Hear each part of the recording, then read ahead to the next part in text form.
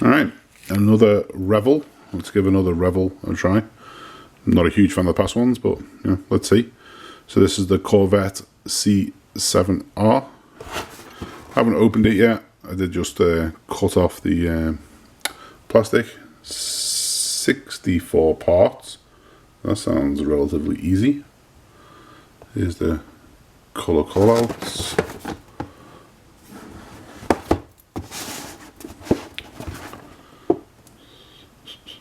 Alright, let's see what's inside.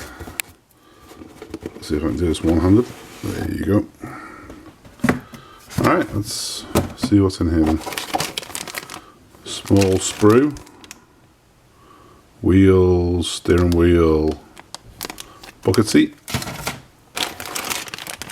Another sprue with the chassis. Some interior parts. Next, a bag of sprues. This looks like roll cage, engine, basically everything. Alright. Okay, interesting.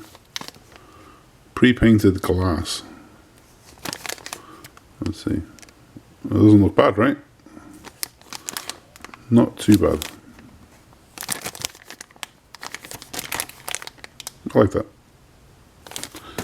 Alright. And then the chassis, the body. Some tires, metal rods, rear glass already painted.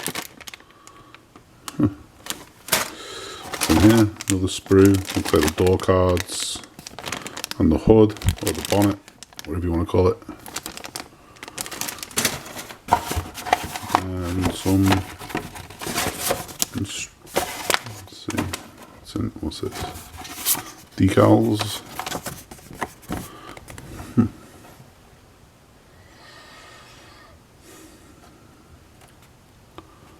Decals don't look too bad. Not too many of them. So this is a level 4 kit, but being only 70 parts, I don't really see that. Back page is the call out for the decals. Alright, well, let's see what happens. Thanks, guys.